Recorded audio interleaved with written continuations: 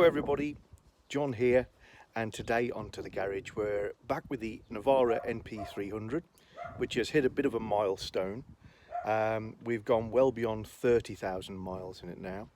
It hasn't had its second service, which will probably come up at about 37,000. But I want to do a bit of an update on what goes wrong, and have a little look at a few items that have been making me wonder for a while. So what we're going to do is I'm going to take the front wheel off the truck to check the condition of the brakes. I've got a friend who's got L200 Mitsubishi, which I talk about now and again, and he's certainly had a lot of brake wear and has changed his pads actually twice in a similar sort of mileage frame, but certainly two sets of pads, and I've not changed them at all.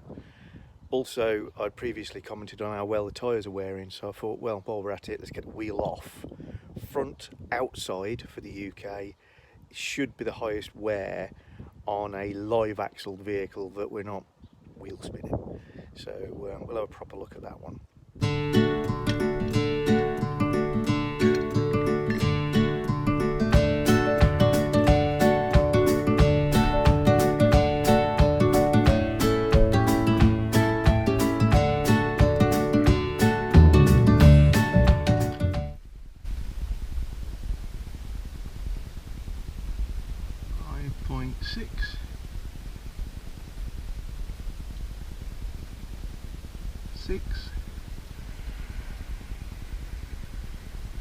Six and a half,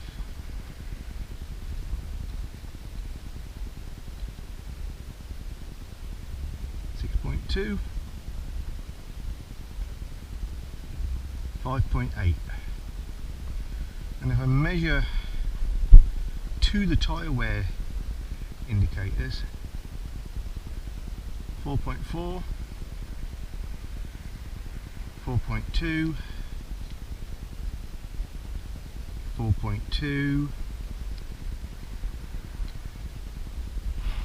4.2 across. Just using a bit of inside edge. Got a tiny bit of edge just there. Inside edge also. It's harder to tell because of corrosion. So let's just see how much disc we've lost. About 1/2 mil.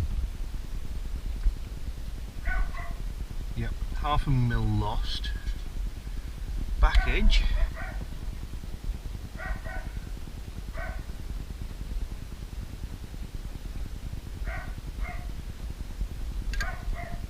Yeah, 0.8, 1 mil. Both faces very smooth, a little glazed if anything, which is probably about me. About 1 mil off. Now pads.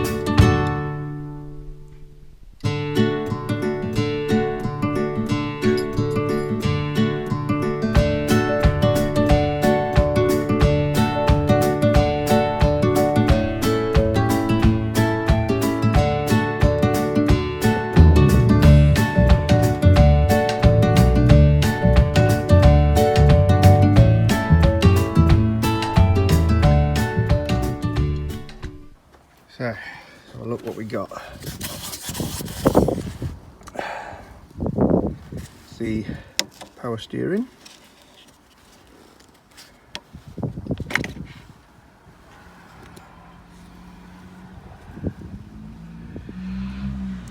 And it's on top of that narrow section, which is correct.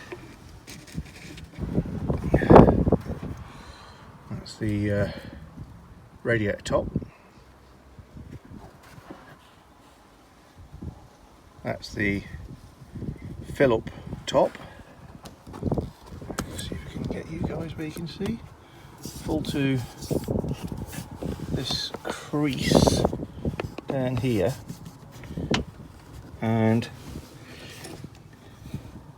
there's about the only angle you can get where you guys can see. You can see there's the liquid, there's the empty, that's max there, that's min there, so we're good. No evidence of any contamination, corrosion, or that anything has even been past rubber seal.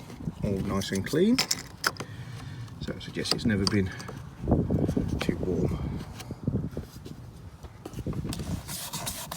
Brake fluid reservoir, pretty dusty. Max, min, I can actually see the liquid is bang on the max. I won't take that top off because I don't want to get any dust and crap in it. I'm not going to clean it off at the moment. Washer bottle is there and does need some liquid. I'll deal with that in a moment. This is the filler for oil. We'll take that off. Quick look inside, make sure there's no anything that looks white, milky or mayonnaisey. Means you've got generally a head gasket leak or cracked head, God forbid. So that's a quick, easy thing to do. Have a look at, and then towards the back of the engine, you've got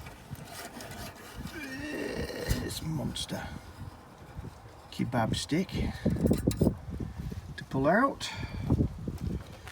Let's see if we can focus. There we go. And it's a little overfilled, and that difference between the perfect position, which is the middle of that V top, and the over is when I added a little bit of oil, because the low oil light sensor keep coming on because I've been parking at an angle on a slope. So it is fractionally overfilled.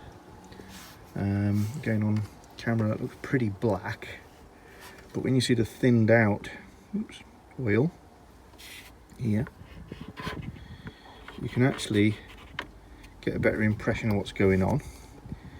And what you can see is that there's basically soot in the oil. The oil itself is okay, it's not thick, claggy, but little tiny black particles is what gives it this colour when it's got some thickness to it. And for a diesel vehicle, that's reasonably normal. It does mean it's ready for changing, but there's nothing untoward about that. If it's thick, slimy, got any lumps and bumps in it, then you need to worry. But that's just sort of a sooty content that gives it colour. Just gonna have a quick look at the air filter. Let's see how this works. One clip, two clip. Appears to be hinged that side, so I have to loosen off that clip. Like a screwdriver. I've actually got a genuine clip driver, which is a really good thing to get for your toolbox. Stops you damaging these things. With a straight blade screwdriver, you're always splaying the ends of the slot, and eventually they're no good to you. I'll put a link in the description to one of those so you can see what they're like and where to get them. Lift up our lid, which is hinged, so that's nice and easy. Open our filter, and the thing to remember here is this is the clean side, and that is where the air is going in to the engine and system, so that's got to stay clean. The underside, and therefore in this box, is the dirty side. Let's have a little look. And that's quite dirty. A lot of bugs. UK summers, that's what they're like, and pigeons. And if I give you a view inside the airbox, so this is the dirty side. All the strengthening ribs actually help in terms of baffles, slow things down, catch all the crap. It's certainly done its job, and I'm not going to mess with this too much because that's part of an experiment, because this is going to go for a service in about 6,000 miles minimum, maximum even, sorry. So I want to know, I will just take the feathers out. Not only am I going to check that they do change the filter, which I've got no doubt they will, but I want to see if they actually clean the airbox. I suspect not, because to do that I'm just going to run a hoover around, dead easy, but I just got a feeling that dealers won't do it. So, see how easily this clips back on. Yep, nice clip under hinges. Head goes down and clips, easy.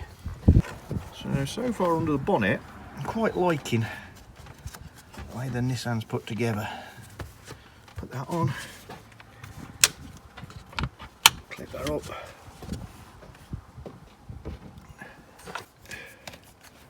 Tighten that back up with a clip driver.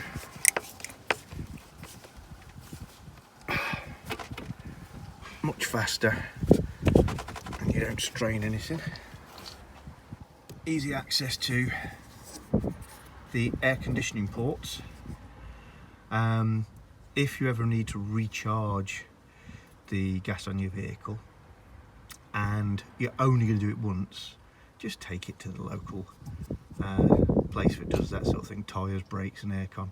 If you're going to do it a few times, we've got several cars, then get yourself a bottle and an adapter, do it yourself. That's the father-in-law in the background. Sounds very much like he needs his exhaust looking at. But not today.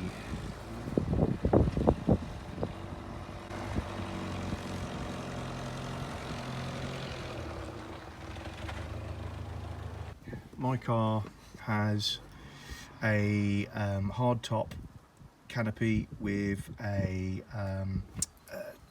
central locking system in it. This is the result. I didn't fit this.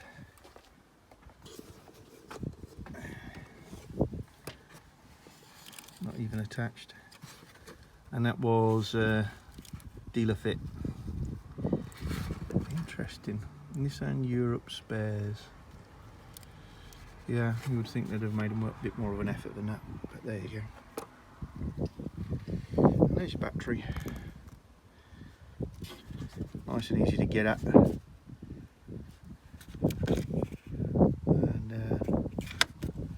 nice and easy to connect up jump leads should you ever have to. So in terms of just basic access for things, I've got to say it's pretty good. It's well laid out. There's plenty of space, as you'd expect. So, what are we? 31,500 miles in. What's the verdict? What has gone wrong? What does go wrong? Well, we've seen tyres are lasting remarkably well.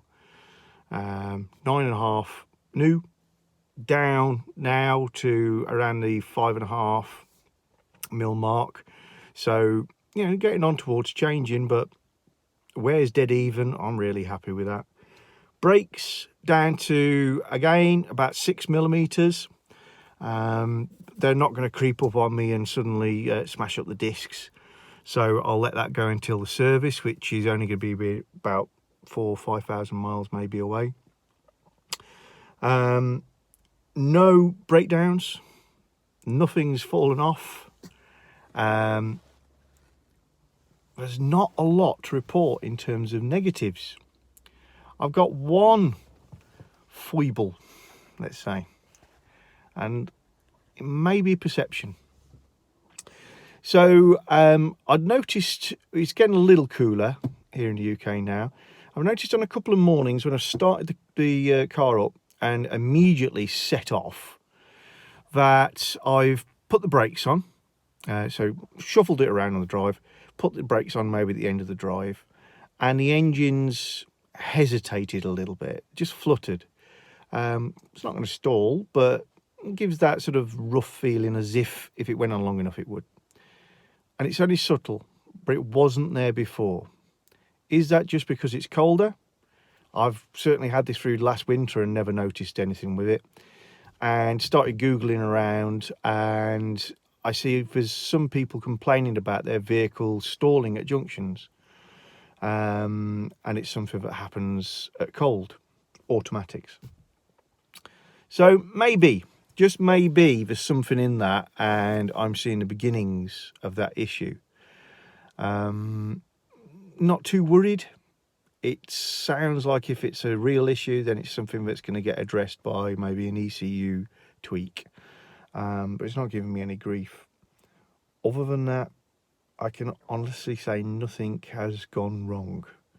I've got no particular issues, no bugbears. Nothing's giving me grief. Fine wood past, touch it. Yeah. Would I change anything on the vehicle? Again, I think I'd like a nicer dashboard. I'm not a huge fan of entirely black interiors, but you know, it's not that sort of vehicle. I shouldn't have those sort of options maybe. Would I swap this out for the fake Navara, the Mercedes X-Class? Based on new prices, definitely not. It's not worth £10,000 more. I've seen a couple on the road now. They look very nice. They don't look very different, if I'm honest. The nose is different. I wouldn't say it's better. If it didn't have that badge on it, you wouldn't look at it twice. The interior is nicer. The dashboard's really good. The seats are no more comfortable, but you do have a range of trims, and I do like a pale interior. On a vehicle like this, it's obviously a silly thing. It's just me, but it's what I like. But yeah, other than that, again, nothing to report, and I mean that in a good way. Sorry, the brightness keeps going on and off on the camera. It's a bit cloudy today. It's just not coping well with the fact that the sun keeps going in and out. So I think that concludes this one for now. I'm going to get this serviced in about 6,000 miles absolute tops, and I'll report on what the service finds, how it compares to what I've just had a little look at, and keep you guys up to date. I'll also give you a running costs update in terms of cost of ownership, cost of running, economy, spare parts, etc, etc. Thank you very much for watching. If you enjoyed this, please subscribe. Trying to build a decent sized community, and please feel free to comment at the bottom, as most of you have recognised. As long as you're not hurling house bricks and abuse, I will come back to you. If I know the answers to your questions, I'll tell you. If I don't, I'm interested too. Let's see if we can find out. So see you again soon on To The Garage.